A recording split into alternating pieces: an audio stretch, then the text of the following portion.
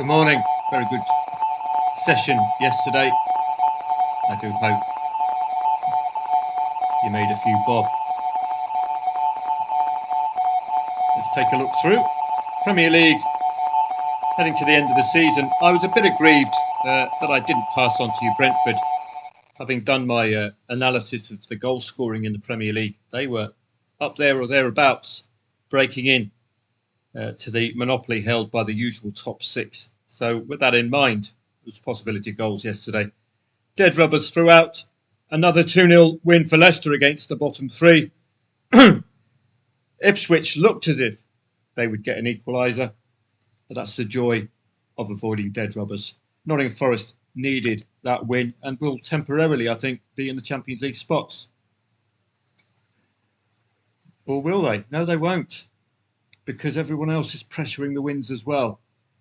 So they didn't necessarily benefit from that, but they are within striking distance of a Champions League spot. It's going to be an interesting end of the season. That was a must-win against a dead rubber West Ham.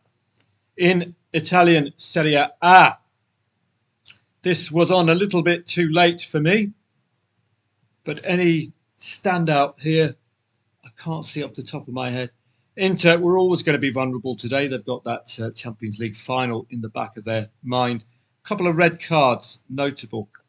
Red cards change games, as you traders know, or can change games. Let me put that caveat in.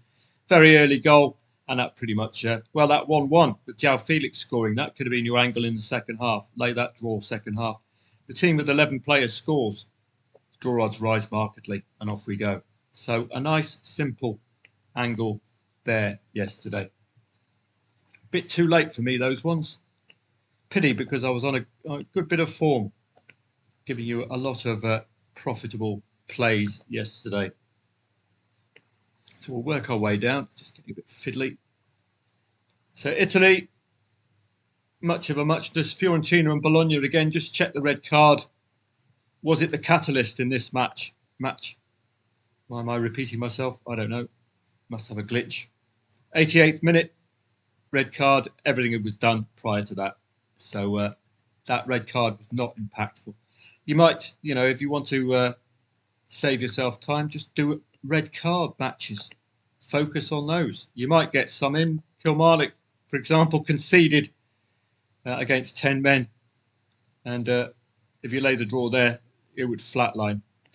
Eredivisie, last day of the season, and we picked out PSV Eindhoven for the win. Hope you got on that one. It was a quite simple equation. If you win the title. Simple as that. Going to the wire, these two very much up for a title. Scrap, 1 point in it. Absolutely remarkable.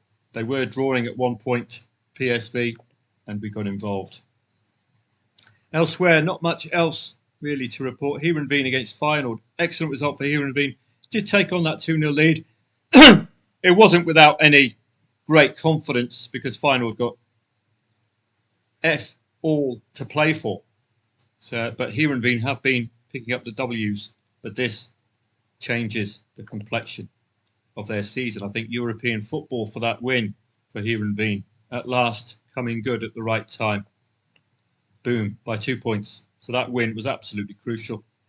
We were looking at Fortuna Sittard yesterday, because if they scored a goal, they would be on 44 points and would have Heerenveen to place, but they couldn't conjure up a goal. It's a tricky one. Do you lay at the beginning of the second half, or do you delay 1.09, 1.06?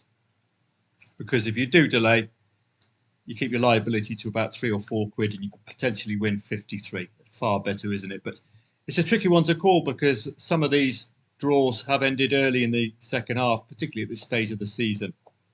Atletico Madrid and La Liga. Barcelona lost, but we didn't lose. We, i.e. you, following my instructions on Telegram, would have got out at half-time with this little gift of a come-from-behind 2-1. Why? Because Barca have F all to play for. So you don't want to be relying on a team with nothing to play for, thinking about their summer holes in Bognor Regis, the Barcelona team. So in that regard, green up, lock it in before half-time. I always recommend, if you get a come from behind win by half-time, lock it in. It's a gift. It's a Christmas gift for you. Nice and easy for Barca there. It was a tricky one because they got absolutely nothing to play for.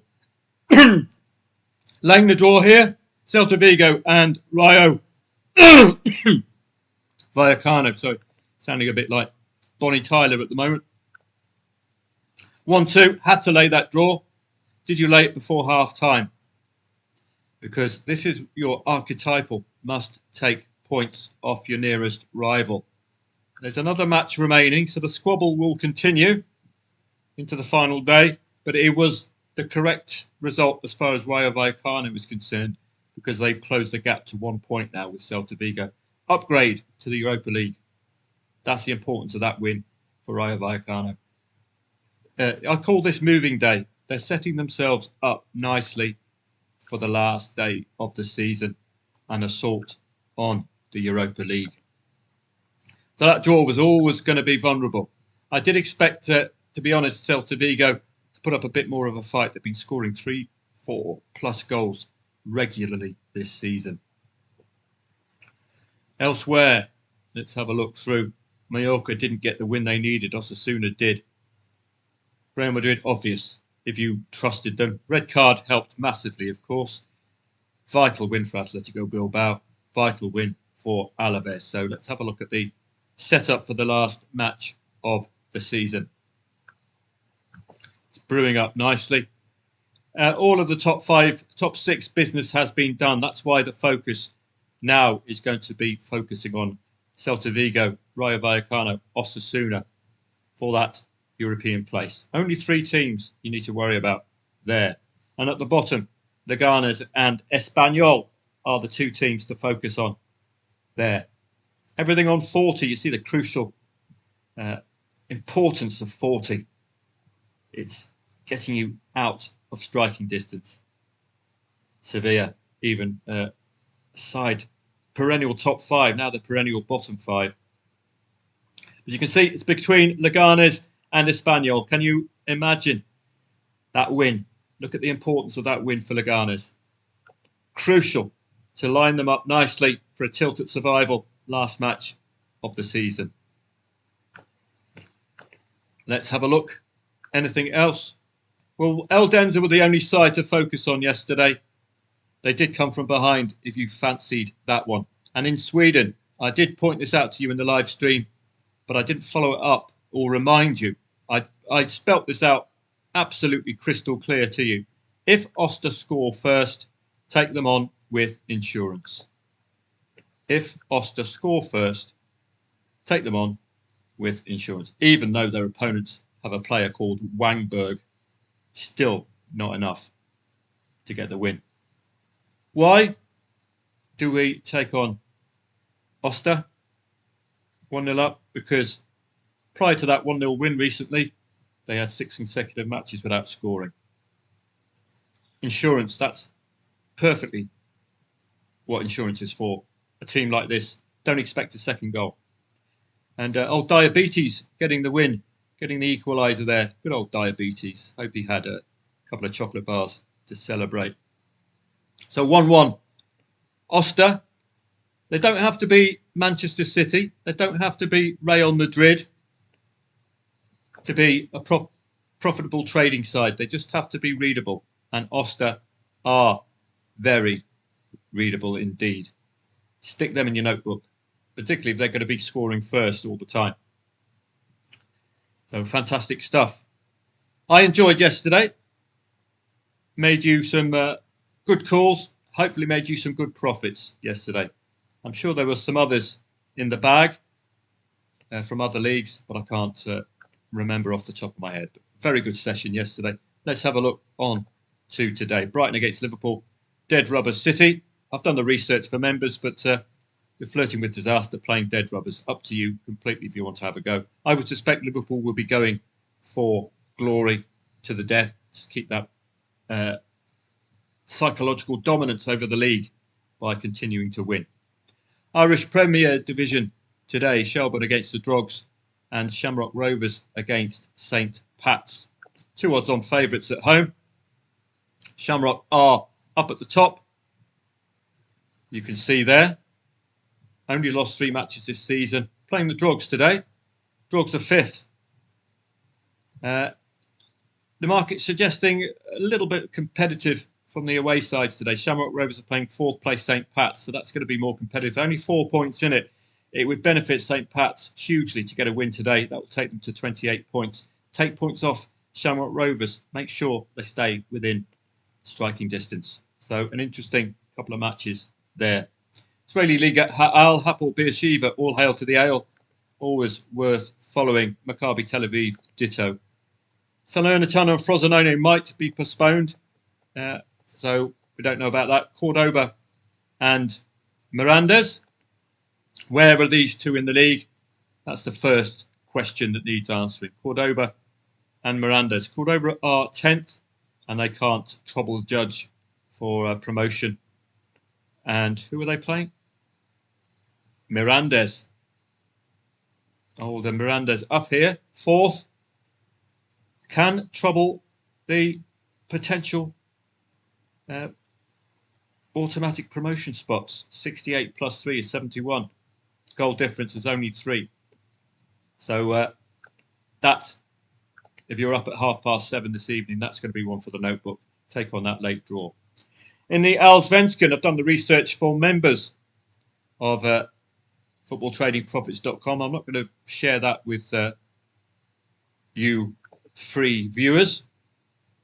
If you want daily research, and the Allsvenskan and all the summer leagues are done manually by me rather than through AI. So you're getting the added benefit of that. This is a fascinating match. Elfsborg against Djurgården. Djurgården, European distractions have just blunted their confidence a little, but the seasonal form is quite clear. They keep struggling against top sides. Elfsborg, watch out. Could be Djurgården have to wait to get 3 points at some point. Sirius and Norrköping. It's a difficult one, this one. Second half goals, I think, is the main pattern, I think, for Degerfors and Gothenburg. I'll have a quick check and come back to you. Degerfors match, the simple option is the both teams to score option. It's a very, very strong home side option. 2.6 the favourite tells you the market can't split these 2. Mjällby are the absolute eye catchers this season. They are a real trader's friend. Only losing to AIK. All other wins bar a draw. Superb form. That looks very, very good value indeed. 3 out of 3 wins, be 14th and lower for Norrköping, and they play 13th today. So is that the green light to trust Norrköping and go against the market? Djurgården early season form via the top 5 is very poor indeed. And there's also that problem. They've scored 2 goals only once this season, Djurgården. So there might be some struggles from them. They might be liable if leading. And in the Superettan, a very, very strong second half scoring and conceding pattern for both of these sides does suggest you might want to back 0-0 pre-match and hope to cash out at half-time. Do expect second half goals in this one. French Open qualification today. The first Grand Slam of the season is upon us. And I think it's well worth your attention. I will try to be covering these Grand Slams because the men's game is the first of 5 sets. It's absolutely unique to Grand Slams. And that opens up huge trading angles for us. So we'll be looking at that with interest. Do watch out for locals as well. Les femmes français avec dans la plage. Où est le chat? Le chat est sur la table. So watch out for the French. They could overperform in front of home support. Hilary Dart, 180. Familiar name.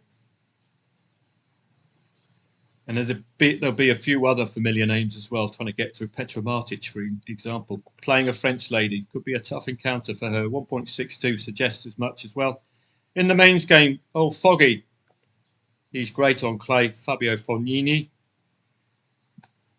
Frenchman again. So just focus on the French. They might provide you with some value. For example, here, Burushaga wins the first set. I would lay him. Lestier might just find some belief playing in his Grand Slam at home. Surely that's going to provide him with something. We've got some familiar names as well. Tomic, Banyas, Gigante. It's very tall. And that's it. So enjoy French Open. It will be with us. I'll try to do some sessions for that.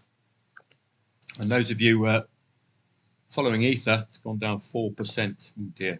But I'm way up on it at the moment. Have a great day.